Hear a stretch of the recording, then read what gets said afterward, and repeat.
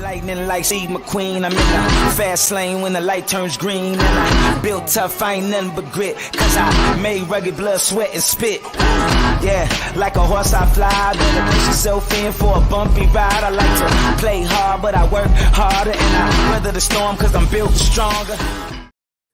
What is up, ladies and gentlemen? We are back. We are live. It is the Freight Coach Morning Show, the top morning show in transportation, coming to you live every single weekday, 8:30 a.m. Pacific, 10:30 Central, to break down 3 industry headlines and provide some actual insight for you guys to apply and utilize and see a difference in your business, because that's what it's all about here, you guys. This is what we're building up. We're all about education. We're all about progress here, and not your prototypical mudslinging like you see out there in other areas of the world right now. Dennis Everett, good morning, sir.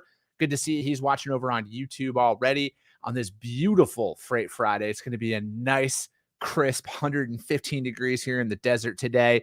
And yeah, you know, it is what it is. At the end of the day, we are still going to show up and continue to show out for you guys. And as always, my friends over at VHub, you guys check them out, vhubapp.com. They're the ones who keep this neon light on for me every single day.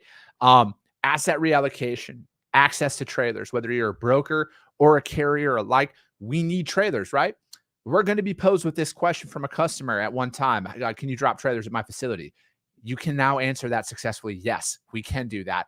If you just jump onto vhubapp.com and check out their trailers that they have available right now. What we're moving, we got some changes up there. They got all of them covered out of San Diego, California, going up into Spokane. But what we have right now is we have brand new dry vans in Salt Lake City looking to go up to Winnipeg. All right. And as you can see, you get paid $18.50 to do this. Talk about a great resource right now to utilize to offset some of those rising fuel costs and everything else, because this is on top of the freight you find to load out in this trailer, you guys. And then they also have these out in Paragould, Arkansas, $18.50 to do that, going over to Delta, British Columbia, and over in Glade Spring, Virginia, you guys. $18.50 is what you get paid to do this. That's on top of the freight that you can find to load out in these trailers. All right. So keep that in mind out there. If you're looking for some additional revenue right now, if you're dealing with some of these high fuel costs and everything else, this is it for you. This is a great seamless tool for you guys to utilize. And then in the domestic US market, we got some over in San Diego looking to get into Irving, Texas. And again, you get paid $600 to do that. And there's a big push. You guys get these moving. You know, I know there's plenty of shippers that are out there in the Southern California market down in San Diego that run to Dallas, Texas. The beauty of listening to a guy like me shoot the shit every day, I've actually done the fucking job, you guys. And I know that there's a shipper out there that is in need of this. Stage some trailers out there or get these one-way moves, drop it in as a power only, and provide a solution for your customers. Hit them up, vhubapp.com. My friend Xavier Campos, he's already in the audience, you guys. Put it that way. That's how dedicated he is to all of this stuff. Xavier Campos, hit him up. My friend Stacy Steen, she'll be available as well for you guys to hit up and answer any questions you guys might have. vhubapp.com. Drew Driscoll, good morning, brother. Let's see. Xavier is out there. Good morning to him. Mark Groves, Port TMS. Let's fucking go. You are right, sir. Let's go on this beautiful Freight Friday we got rolling on here right now. What we got here, we are up to day 7. This is our 70th live show, 70th, which is fucking crazy, but here we are, and we're not going to stop. So for any of you who are like, oh, that's good enough, not happening. Day 70 of the Freight Coach Tally with where we are right now, of there being a truck parking issue in this industry, as well as a facilities issue. I know my friend Dennis Everett, who's a driver, you know, I talk with him. I talk to drivers, you guys, and they send me a lot of stuff. You know, and what I see out there is it's not good. Like, I mean, if we want to attract drivers into this industry, if we want to attract top talent into this industry, we have some fundamental things that we need to work on and fix. Access to a bathroom should be priority number 1. And now I get it. I see the other side of the fence. If you've had some bad experiences where people are ruining your facility, I understand that could be a cause of concern, but that's not everywhere. And we got to do something about this, you guys. You know, we truly do. If we want to be the change, if we want change in this industry, we have to be the change. All right, plain and simple. Nobody's coming to fix us. Nobody's coming to save us. It's going to be us. Let's see here. National average for diesel still at a staggering $5.56 a gallon. We're up $2.30 a gallon year over year. I get all this information from the EIA, EIA.gov.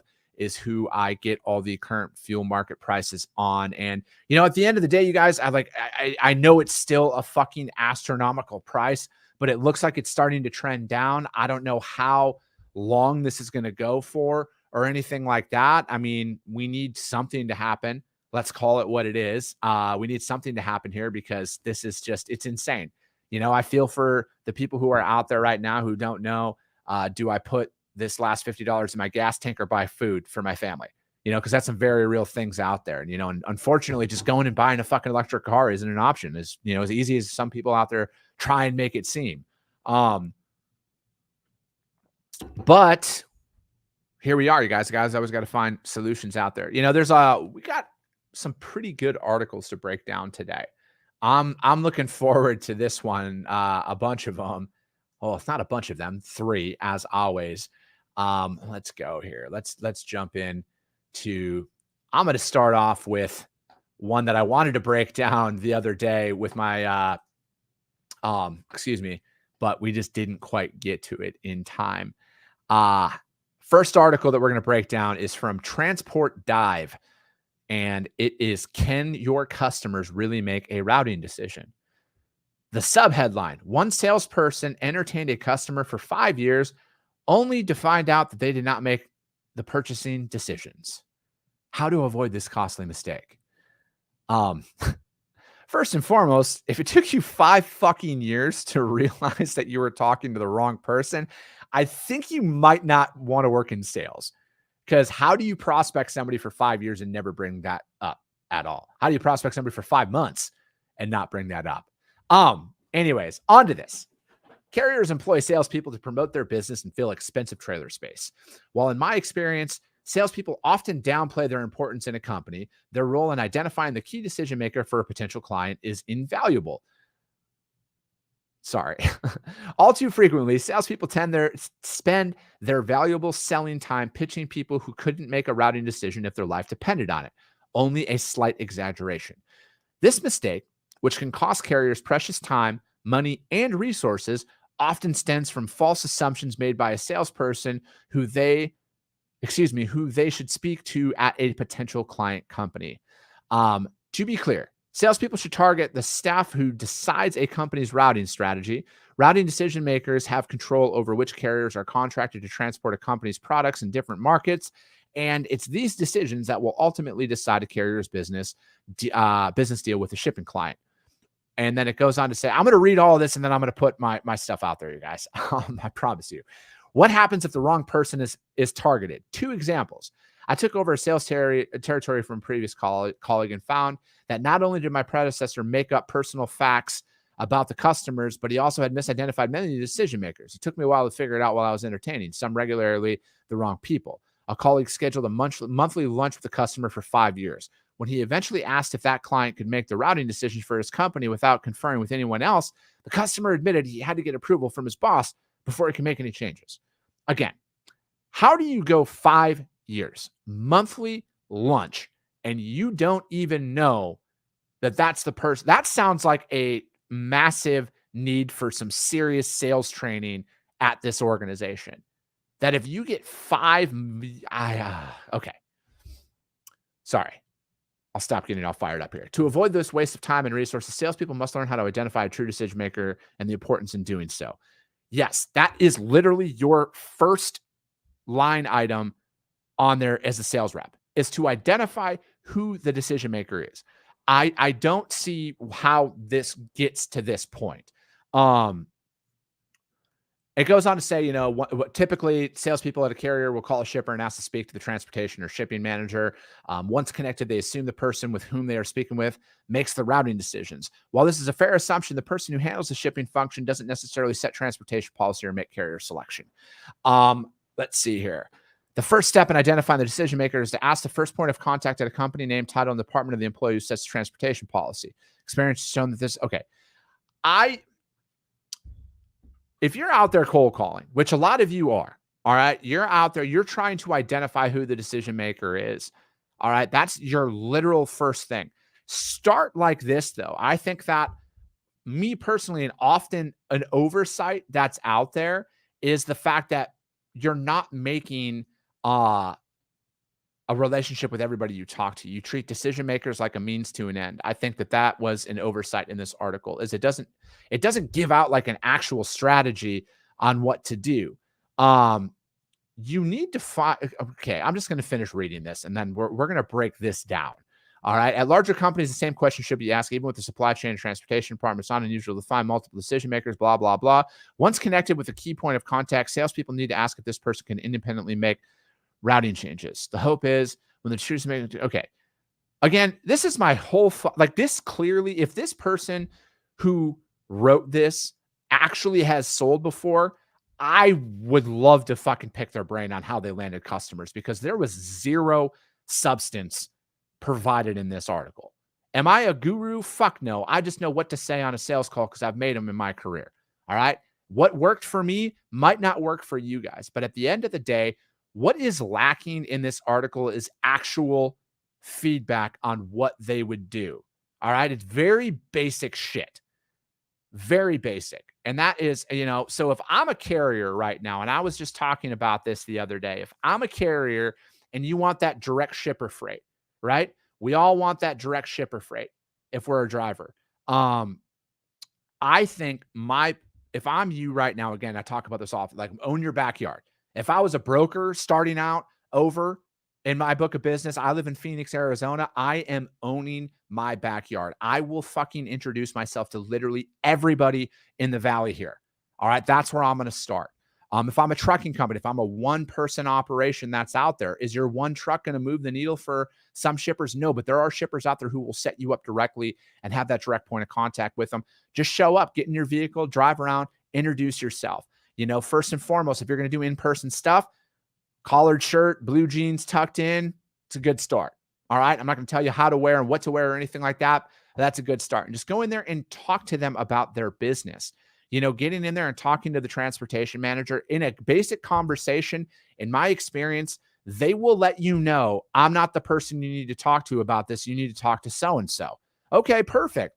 Now stop targeting that individual for anything other than a relationship that you're going to want to build, because, again, people leave jobs. You guys, decision makers, they leave roles, they go to other companies. You need allies inside of that organization. That's why when I work with all of my clients and when I'm giving out, the DMs that I get from people about what do I do, solidify a relationship with the gatekeeper all the way on up to the decision maker. Everybody needs to know who you are in that company. All right. They need to know. You need to be singularly focused, at least in my experience, on the freight, because you can't be a jack of all trades. All right. My friend Andrew Teal, very well written post this morning on LinkedIn. Check it out about all of this, because at the end of the day, I would argue that if you're out there building your business right now, you can't handle 1,000 shipments. All right. So why go in there and ask for everything? Because they're going to start you off with one. All right. In all reality, they're going to start you off with one.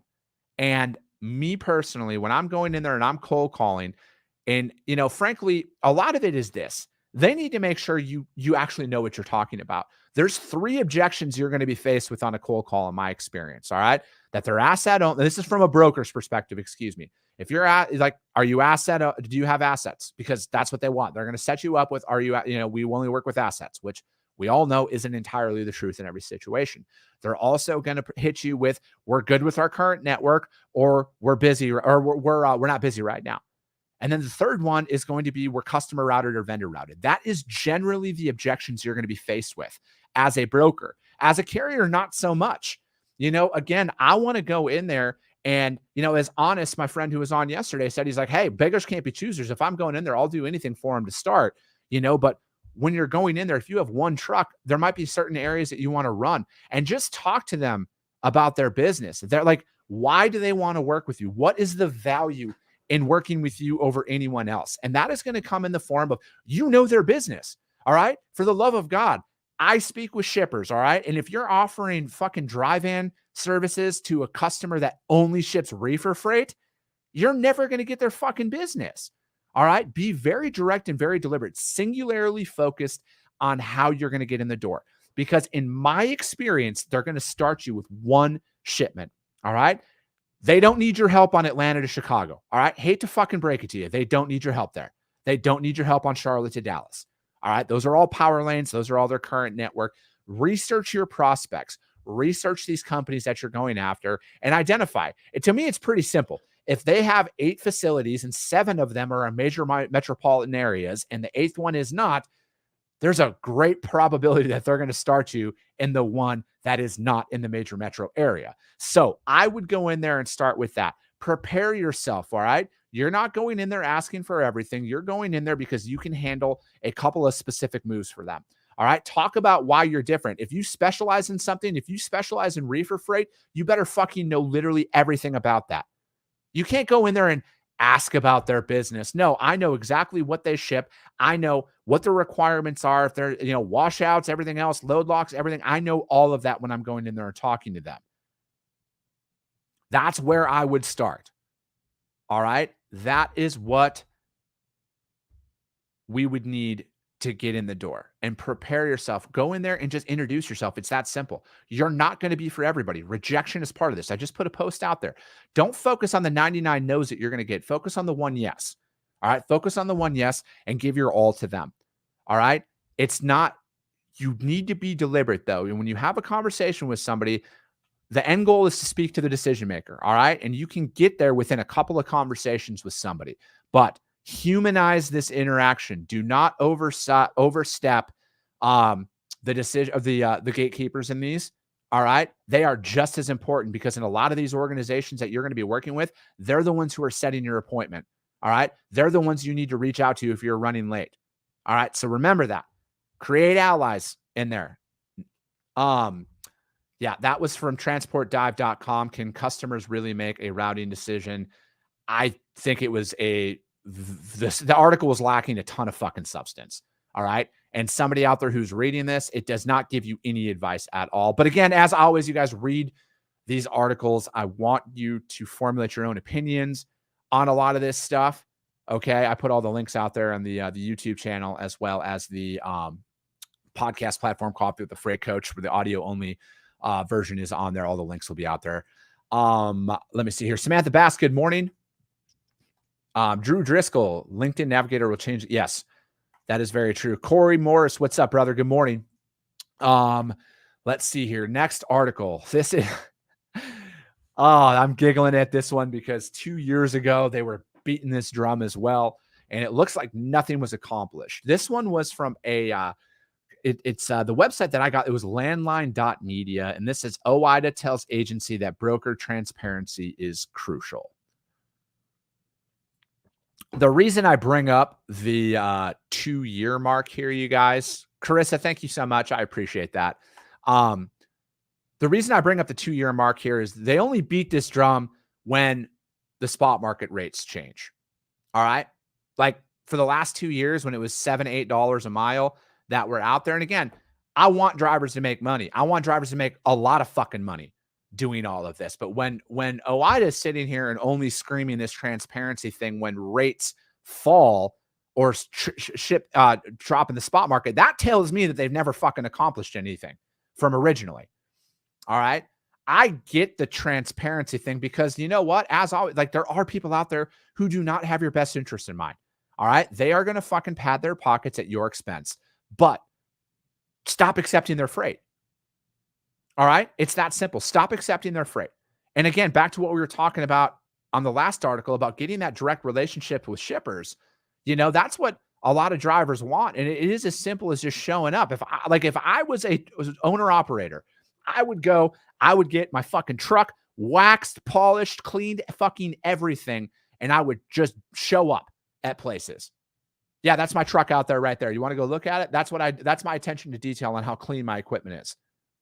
That's what I would do. And then if you don't want to work with brokers, don't work with them. You don't have to work with brokers. And that's like in this article, that is my biggest thing, is it's almost like OOIDA is stating that the broker, the small carrier has to work with the broker. They don't have to work with any brokers at all. It goes on to say, for years, small business truckers have expressed frustrations that regulations designed to provide fairness and transparency between motor carriers and brokers have routinely evaded by brokers or simply not enforcing by the FMCSA. As the agency gathers information to direct upcoming guidance on the definition of a broker and a bona fide agent, we believe that many of the underlying issues could be solved through better compliance and enforcement of current regulations, as well as finally implementing legislative provisions enacted years ago to prohibit dishonest brokers. They are referencing 49 CFR 371.3, which was intended to ensure that motor carriers have access to transactional information. And if you go back to this, back on May 19th of 2020, literally almost verbatim is their exact same complaint. So it's like they copy and pasted that from 2 years ago, and now they're fucking pounding that drum again. I'm not saying that there aren't people out there that don't take advantage of this stuff, like I said, but to require OOIDA's petition would require brokers to automatically share transaction records electronically after contractual services have been completed, and would prohibit brokers from including provisions in their contract that would force a carrier to waive their rights to the transaction record. Improving and enforcing transparency will help motor carriers differentiate between good brokers.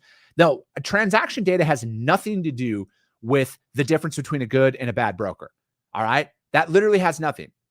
That would be just like me as a broker going to a trucking company and saying, I need access to all your financial records. I need to know every shipper you're picking up at and every receiver you're delivering to.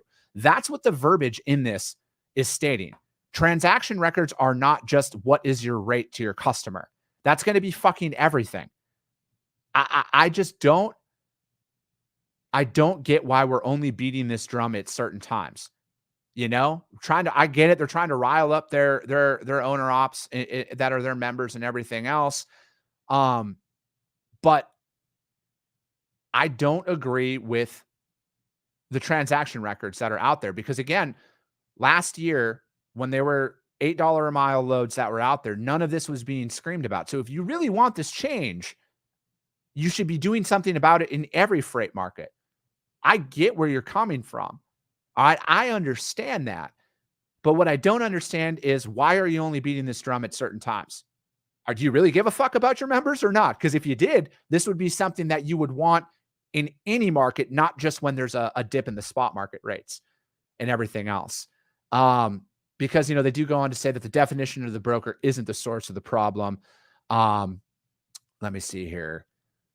Let's see, double brokering. They also go into that, which, you know, is also completed by carriers. So they didn't mention that in there. It's not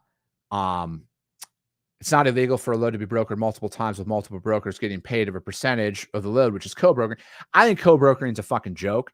I'm going to be honest with you. If you're a broker and you have to reach out to another broker, unless it is, let me, before I get ahead of myself there, if you're a broker moving a dry van load from fucking Atlanta to Chicago and you need to co-broker to another broker to cover an Atlanta to Chicago dry van load, that's a fucking problem. But if you are a broker who specializes in reefer freight and you have a customer that has like a bulk load or fucking like agricultural load that you've never done before, I get working with another broker who specializes in that. But we all know that that's not entirely the case, because we all know that there are brokers out there who call other brokers asking to book their freight for them. Double brokering is another, that's the one that, in my opinion, is the biggest fucking joke that's out there. I get it that it's going to happen. There are a lot of things that you can't control. Yeah. And, you know, direct feedback from my friend Dennis Everett. It's none of my business what a broker makes. As long as I make a fair rate, I'm good.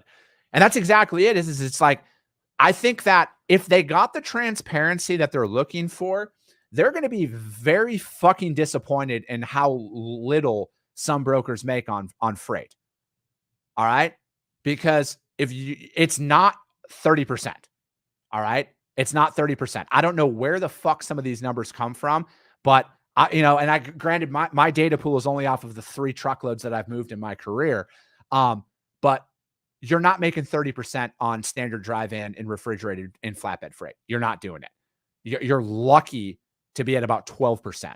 in most instances. And I think that if a load pays $2,000 and I do my job as a broker and I set the right appointment time for you, you get in, you get out, and you do I believe I deserve $200 in that transaction because I'm investing our time and our capital and our insurance and everything else. And I'm going out there and I'm soliciting their business and I'm finding those relationships and I'm making sure that you're taken care of. Again, I'm removing the shitty providers from this conversation. So don't fucking comment on here. Oh, brokers are, there's brokers out there. Of course there are. There's a lot of carriers out there who operate in a not so fucking, whatchamacallit manner. I'm drawing a blank on the word, but again, it's like my big issue is they're only pointing this finger right now when the spot market dropped. But I mean, I didn't see this one time over the last 2 years. So if you're going to hold firm and you're going to represent your members, represent them in every fucking market to truly fight for it. Don't just rally their base to get your memberships secured for another 12 months. It's fucking just like typical politics, in my opinion, is what this is. Landline.com, OOIDA tells agency that a broker transparency is crucial. Unscrupulous. Yes, Dennis, that's a great word. You're reading my mind, sir. That's a lot more professional manner than I wanted to use in that instance. Corey, if you need a double broker and you are a broker, close shop. Amen. All right. A fucking men. Last article is from Freight Waves. When and by how much will shippers shift to the spot market? Compared to current market and contracted rates, spot rates can offer shippers deep discounts. When will they take advantage of them? All right. After a record year of freight demand, carriers playing in the spot market benefited from a blank check when naming rates. Blah, blah, blah. Meanwhile, capacity is quite limited. Many carriers have exited the industry during the recent downturn. And then it was during the tumultuous period, the start of the pandemic. And then many had not migrated to the spot markets where demand was highest, like Los Angeles. In short, there was much mismatch between supply after the. Sorry, I'm just fucking paraphrasing a lot of this stuff, you guys, because it's a lot of the same shit over and over, a lot of copy and pasting, it looks like. After years of dealing with supply chain, shippers broadly selected the contracted rate. Let me see here. And then at the start of March, when spot rates began to experience a slower rate of growth, contracted risen by more than 23%. Okay, again, I'm going to say this again. Tender rejections fall because contracted rates are higher. Why would you reject a load that's contracted at $350 a mile to go out to the spot market and take it at $250? You won't. You won't do it. That's why tender rejections are low. All right. Even without any external influences from the economy at large, these rising contracts would have an effect on lower tender rejections. Lower tender rejections would have meant fewer loads falling to the spot market, which would in turn cause spot rates to cool. Yes, that's exactly what happens because contracted rates are higher. Why would you reject a higher load to take for less on the spot market? Shippers are finding themselves with lower pricing power until recently that belonged to the carriers. In the next bid cycle, shippers will likely push for lower contracted rates. Yes, that's the natural rebalancing act of the market. This happens all the time. Shippers have also had the freedom to take advantage of discounted rates from carriers in the spot market, just as carriers once sought higher spot rates from shipper. That's not like, yes, it's a thing, but it's not going to be on a lot of their freight. Again, I would be shocked if shippers who are, say, contracted at, these are all hypothetical examples. All right. These aren't rates. So please don't come at me with that. If you're contracted right now at $3 a mile and the spot market's at $2 a mile, they're not going to recontract at $2 a mile, especially because that just opens the fucking massive door of volatility of people not taking your freight at all. And then your freight sitting there.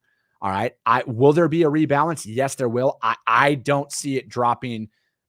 I would, 15%, I could see it dropping on some lanes and it completely all depends. I can't sit here and say what customers are going to rebid their freight at and what they're going to be looking for from a savings perspective. I think that and I've mentioned this before, if you've done the right thing over these last 2 years and you haven't taken advantage of the market and provided shitty service, I think you're going to be good for the rest of the year. I truly do. I don't know if they're going to fuck with your rates that much. But if you haven't been, I think your days are numbered with some of these people. Let me see here. They surveyed 1,364 shippers, carriers, and brokers. And current attitudes of spot market. Brokers and carriers slightly underestimate shippers' willingness to move their loads to the spot market. A majority of all of these parties, however, agreed that spot rates only need to be 11 to 20% under contract before shippers start to shift their habits. Let me see here. Nevertheless, almost half the shippers, 3 months. Yeah, I didn't click on the results of the survey because I wasn't going to go through and read all of that stuff. I think that what you will see, again, I'll say this, you will see a rebalance at this year. I don't think it's going to be a drastic drop. I think that, yeah, they're going to look and see which lanes they can get some of their money back on. But again, I think that it's not going to be on every lane that's out there. And it's very challenging to put a national average out there and take that as that's the only rate that freight is moving for, because that's just not the case. I know for a fact that there's a lot of freight moving well above the national average that is on spot market as well. So that's my problem with a lot of this stuff is there's not one data point that is going to be a one size fits all for the industry. It's not fucking possible. All right. There are going to be shippers out there that rebalance. Yes, that is going to happen. There are going to be shippers out there who say, fuck it. We want our stuff serviced. We're going to keep it as is. As long as you've been showing up for us, we got your back. All right. 2023 might be a different story, but right now through the end of this year, that's where I see it staying at. I don't think it's going to be a massive, massive drop, but at the end of the day, I don't fucking work in every one of these organizations and I don't make those decisions. But based off of my experience, I think it's going to hold pretty steady here. Yes, there will be a rebalance, but I don't think it's going to be the fucking contracts are going to drop to the spot market rates. I just don't see how that could happen. At least not in my experience. And I've been through 3 truckloads total. So again, hit that up, freightwaves.com. When will shippers shift to the spot market? That's it for today, guys. That's it. We're finishing up this week here. Finish on a high note. You guys get out there, get your freight booked up. Drivers, get that secure, get those shipments moving. Get out there, get those direct customers. And if you want more of this, if you want us to go over more sales strategies from a carrier's perspective, I will talk about this until I'm blue in the face. Anything I can do to help keep the 97% of this industry in business that is small business, small trucking companies, I got your back. I want to see you live that American dream like I'm living every single day. The Freight Coach Network, this is what we're all about. We're all about progress. We're all about education and providing value-based content for you to apply and actually utilize. Everybody who is on my show, on my podcast, we are transportation professionals. We are in the industry. We are from the industry. None of us are trying to write a hit piece. None of us are trying to fucking put something out there. And, we all know what a fifth wheel is. And we all know the type of people I'm talking about, that they love to talk about freight, but they couldn't even point out what a fucking kingpin was on a truck. But that's it for today, you guys. As always, I appreciate you guys all so much. If you saw value in this, share the show. That's how this is going to continue to grow week in and week out. That is how we are going to continue to solidify ourselves as the top morning show in transportation. I appreciate you guys all so much. Have a great weekend. We'll see you on Monday, and we'll be